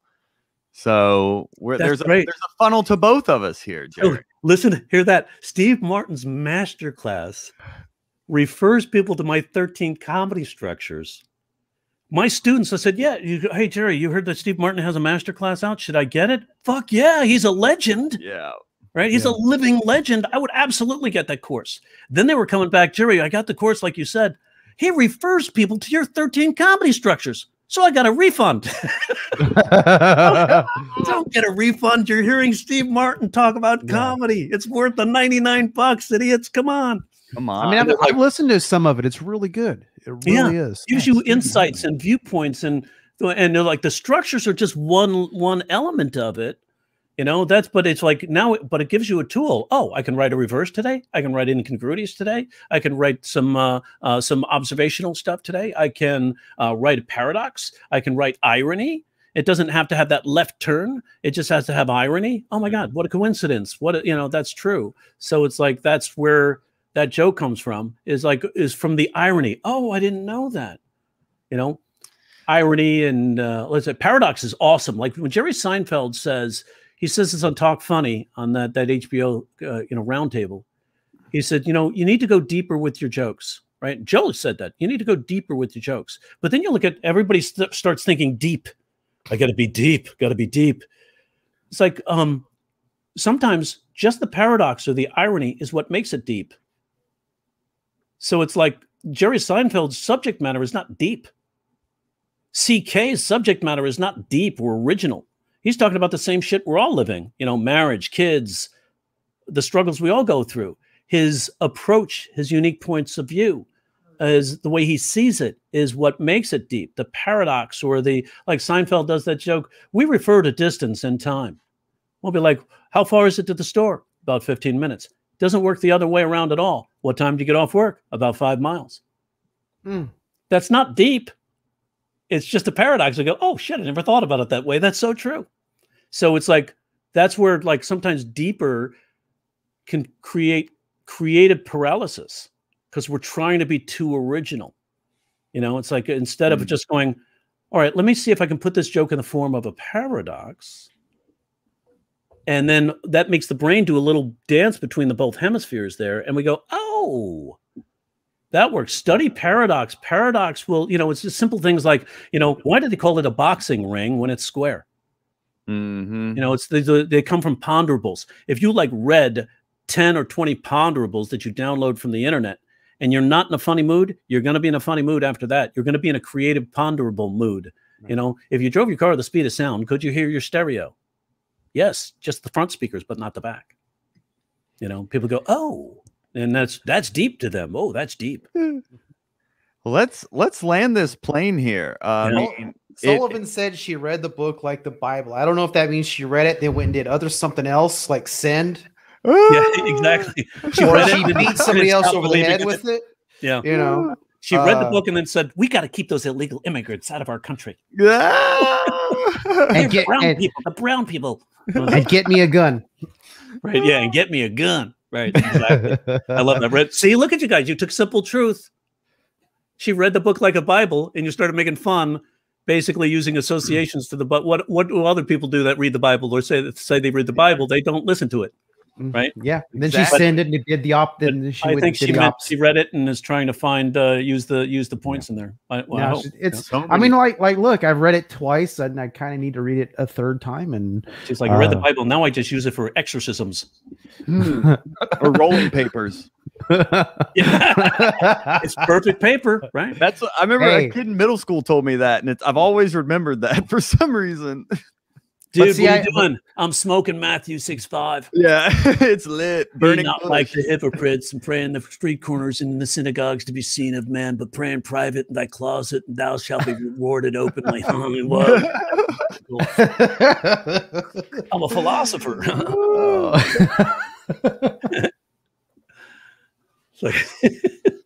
You guys are so much fun. Dude, every time we connect, we got to figure out, we got to keep doing more together and keep building this synergy. Man. There's so much overlap. Like I've lost count of the amount of people who are like, I found you through Jerry Corley, or you and Jerry like there's just so much overlap. I don't know why. Like we'll have to figure out more ways to combine forces for good. Without a doubt, man. Without a doubt, because it does work, and it also teaches a lesson not only to other comics that you don't have to shy away from it. You can be at an open mic and laugh at somebody else's joke, and it doesn't take anything away from you. Yeah, it doesn't make you less funny if you're out there going, "Oh, dude, that's great." It doesn't make you less funny. Yep. It just makes you supportive of other comedians and other artists. And trust me, this comes back in a big way later on. It's a small business, and be nice to everybody on the way up. You meet the same people on the way down, unless you're Betty White, because there's no way down. You just stay up there. Right? She's never not been a star. But that also means, you know why? She's so nice to everybody. Right. That also means when we're at the open mics, we should pay attention to one another than worrying about our own shit. Do your homework at home.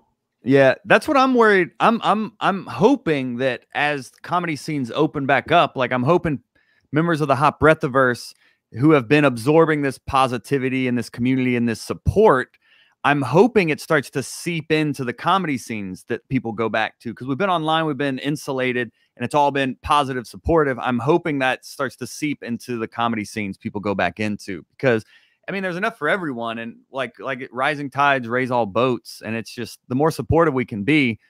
I mean, when I started, it was just they also drown people.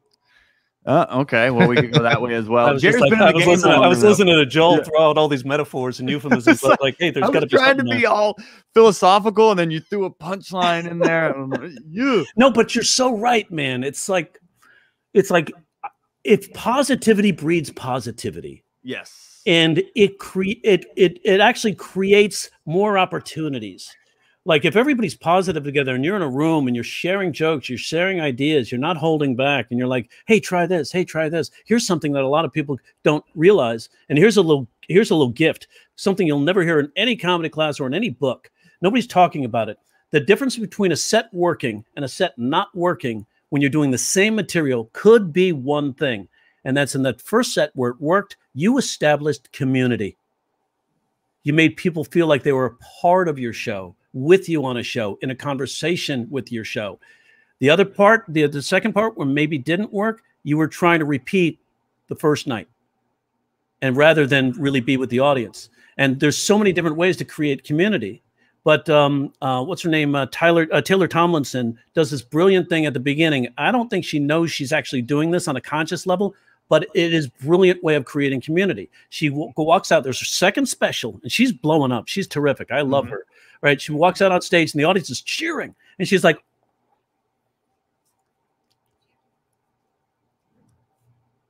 and as she does that, they cheer more because they say, we're getting a reaction out of here. Let's do this some more, right? And they cheer more. And then she says, wow, you guys are great. I hope my ex sees this.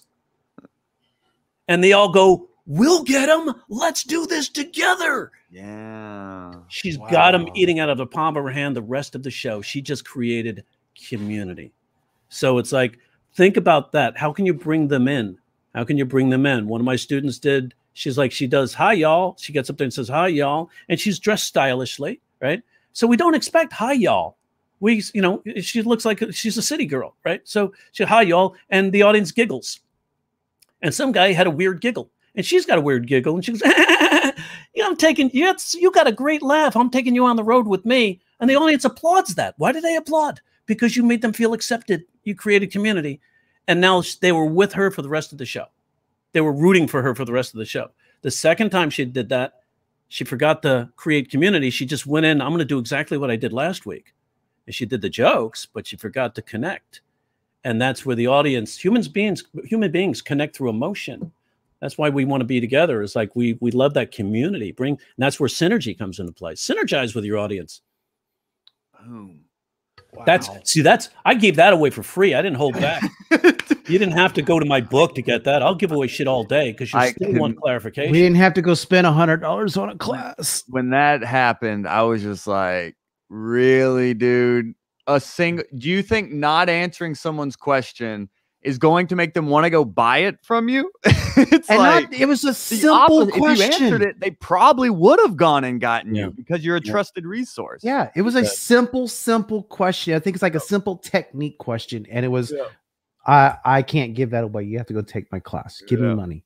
But that's, hey, to each their own. And I'm glad that Jerry was the headliner. And speaking of synergy, you just started a podcast with a member of the Hot Breathiverse, Ashley Gutermuth. You guys started a podcast. She is wonderful. She's like, she actually co-hosts my a la carte classes. And because, you need to sort of regulate the noise sometimes and turn off the mics if somebody's got a dog barking or something in the background. And she's terrific. She is immersed. And she is like, it's not the years you put in, it's the hours of practice you put in. And she's working on it every single day. She's gonna be a star. And she's smart and she's helpful, helps out people like crazy. She's just a really good comedy soul. And it's like the way I talk about her, you think I'm hitting on her, but no, I'm not messing with her colonel husband. But she's just such a good person. And it's like, we got to get back to our podcast. She might be too busy to be doing it. She got so busy. So it's like, then I'll just have to do mine on my own. And then, have to go, hey, we're going to be talking to Joel Brill and Bo next week. So we're going to have a 3-way podcast. Now we're always co-hosts. We're like, who's the co-host? We're co-hosts. I'm always open to starting another podcast because I've already had 3. Information. People love it. And if it helps, then that's positive. Yes. Where can people... and I like that because in the end, comedy wins. Yep. Preach. Now we're proselytizing. Think about so you're about to ask a question. So where can you were talking about information and I was gonna segue. Well, where can people get more of your information? Like it says there right on that thing, for more information on Jerry's classes and clinics, you guys have a Chiron and everything. Look at that. Right? You have the lower third in there. For more information on Jerry's classes and clinics, go to standupcomedyclinic.com. You like how I said that? Go to standupcomedyclinic.com. That's all I can tell. I'm not going to tell you any more information. You have to buy something. You killed it. Or visit me on Twitter. And not to mention, if you have a question, come to Twitter and ask a question. It's like hashtag joke doctor, all one word. And it's like people ask me questions all the time. But the good thing is to put it in the feed. Yeah. Because then other people learn as well. It becomes a community. And it's like sometimes people ask me questions and one of the other participants says, hey, do you mind if I jump in and try to help? Sure, man. Every time you teach, it helps you to get better. I could say before I even knew Hot Breath existed, and when I first found Jerry, I had put stuff in the Twitter and you've helped me out. So, and then of course there's the shitload of videos you have on YouTube that's free. Yeah. And that's been quite helpful with repairing jokes or how to deal with hecklers, which is always a big question I know every new comic has is how do I deal with this asshole? Yeah. So I wonder when are you going to start filming again, Jerry? I'm probably going to start next week. I'm going to get the thing is like habit, right?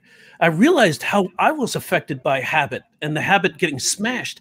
Like I had my studio. I no longer have that studio because I had to shut it down because the owner of the studio, the landlord, my lease ran up right at the end of February last year when the pandemic was kicking in. And he was like, he'd been trying to get rid of me for a while because I was locked into a nice rent for 5 years. And I was at the place 10 years and he didn't raise the rent after 5 years. So I was locked into a really nice rate. Then all of a sudden he wanted to get more money. But instead of just asking me, hey, I want to double the rent, because the rents around the area the same place was like $3,000, and he was charging me much less than that. So he was like, okay, you're terminated. We're terminating your occupancy. You have to get out. I've got a new tenant. I was like, what? Where's this coming from, dude? And it was like, it was the dad that was his place. He was like 80 now, and now his son was taking over, the fiery guy. And he was like, he's now looking to maximize his profits, you know, rather than let's help some people out. Yeah. And he basically pulled the rug out from under me and didn't even barely give me time to get out of there. I was down in Florida knocking on doors for Joe Biden when they were kicking me out. And one of my students, Terry S., she's a comedian. She's probably done the right 10 as well. She's the one that stepped up and helped me move the shit. She got a truck and just did everything for me. And I was like, you know, without her, shit, I don't know where I'd be. She's amazing.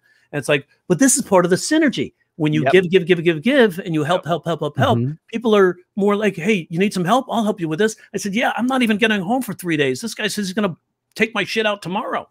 Right? Yeah, I was thinking because like I'm getting my second vaccination next week, and I was planning to make a trip out to LA because I have a friend that lives out there. And I was like, we should synergize in some man, way let's do that. And I may be doing a cooperative crossover to teach my classes in person at this new comedy club called the Comedy Chateau, which is one of my students. Actually, like I always put out the dream to people that it's like one day I would love to buy the Comedy Store. And so I put that out there, and he comes to me. He's a lawyer. He comes up to me and goes, hey, Jerry. And he's got this very interesting cartoon face, right? A great character face. He goes, Jerry, you still want to buy a comedy club? I'm buying this building. I'm going to turn it into a comedy club. You want in? And my wife was like, no, now's not the time. We still have Keith's finishing up law school. We can't put any money into anything else right now. It's like, you got it. You know, you're the pilot. You drive this plane. Wow. So she's actually an airline pilot. So she put her foot down and was like, nope. I said, now I'm going to make fun of you. Explains the girlfriend. Right. She's like, see, exactly. So she was, but I knew, yeah, she's right. Because that was like September, October of 2019. What kicked in 2020? A year of no business on a very expensive piece of land, real estate. Yeah. So, but he stayed with it and he kept it. He's been upgrading the facility and the beautiful restaurant, beautiful club, and it's just opened. And so I'm hopefully going to be able to do some cooperative crossovers there and do classes there. But we'll see, But it's still a great club, and I'll help him out any way I can. So maybe we can synergize there and do something. That would be fun. Yeah, that would be fun. Yeah, I'll definitely I'll let you know when my plans are for actually getting out there. But I definitely I'm itching, man. I gotta get moving again. It's been so long since I've been like out and about, so I'm excited. So all I know is you said California, and I heard home sweet home. Are you from California? Right? Where are you, Bo? So I'm originally from Salinas. Oh, cool! Right on. Yeah, and it's been a while since I've been home, but yeah, I grew up around all those lettuce fields, and got my ass kicked by a lot of gangs, and can make fun of it now. So actually, that's kind of funny. I actually had a school bully find out I was a comedian and message me and goes, "Please don't ever put me in a joke." Oh yeah, all right, you're joke number one, baby. Yep. That's always fun, right? Yep. Get to make fun of people that end with a dab. Have you ever dabbed before, Jerry? Yeah, I don't know. You dab this one? Oh, Lord. And the key is like the arms have to be like parallel. Can you get them parallel? I don't know. Does it work? Can you do that? You can give it a little peek, like a pose. So real quick, Sandy does want to know, is Jerry going to keep doing online classes? That's a great question, because I've got this question with my a la carte classes. People were worried who were able to access the classes out of state that didn't live in Burbank. And I was like, absolutely. Because we're reaching people around the world with the a la carte classes. Yeah, that's and great. It's like, and it's just so exciting to have somebody on, from Austria talking to you and learning something. And that's really, so absolutely, I'm going to continue doing those. And I might be adding a new type of, sort of like something I was thinking about, Right Like Wednesdays. It's like I like to take comedians like Seinfeld or Bill Burr or, Chris Rock and or Bill Hicks, and then show what techniques they use to write like Bill Hicks, how to write like Bill Burr, how to write like Jerry Seinfeld, and show the little tricks and nuances they use in their structures.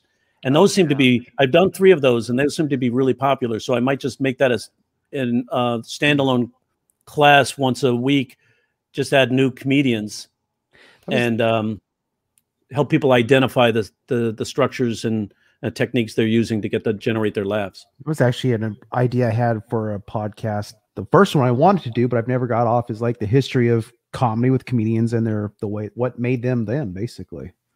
So, but that's a very interesting. Now the history is class. great though, because the history, I tell comedians, read as many biographies or autobiographies you can of comedians. You'll find that they went through the same stuff that you're going through. Yeah. So you don't feel so lost, don't feel so alone. You're like, oh, they went through this. If they did it, I can do it. Yep. You know? Somebody said this is where they usually tell Jerry, this is where people need a pee break. Yes. I forgot who said that? That's so right. That might be Phyllis or Ashley. Yeah, let's land the plane. I told my wife 7 and it's 7:50. I'm on my first marriage. I know Jerry said he did a couple marriages with comedy, but I'm 4 years in. I gotta hold on for a little bit. That was good. Oh, it just says Facebook user. Yeah, they didn't agree to StreamYard's servicing to show their name. That's kind of that's okay. That kind of thing gets you kicked off of Twitter. Yeah, show your name, and besides, when you show your name, you're synergizing. Boom. So Joke Doctor, basically twitter.com/Joke Doctor or standupcomedyclinic.com. If you want to directly communicate, Twitter's the best way. And it's like during the holiday, I took a little break from Twitter, but I'm usually on there a lot and trying to answer questions when I can, because I love doing it. Just love it. I can go down the rabbit hole with that. Because it's super creative. It's not just me complaining about, oh, well, yeah, this sucks. Or like, it's like, it's creative. So it's adds to your writing time. All right. Awesome. So wrap it up. Let's wrap it up. How do we end this? Is there an end button? Is there do we have a stinger? There is an end button. My mouse is right over it. Y'all. We give each other the light. We give the 1 minute. Y'all, this has been the comedy book series, Hot Breath Pro Talks with the Joke Dr. Jerry Corley. I am comedian Bo Johnson. That is comedian Joel Byers. Joel Byers, the Hot Breath Godfather. And we will see you next time. Peace.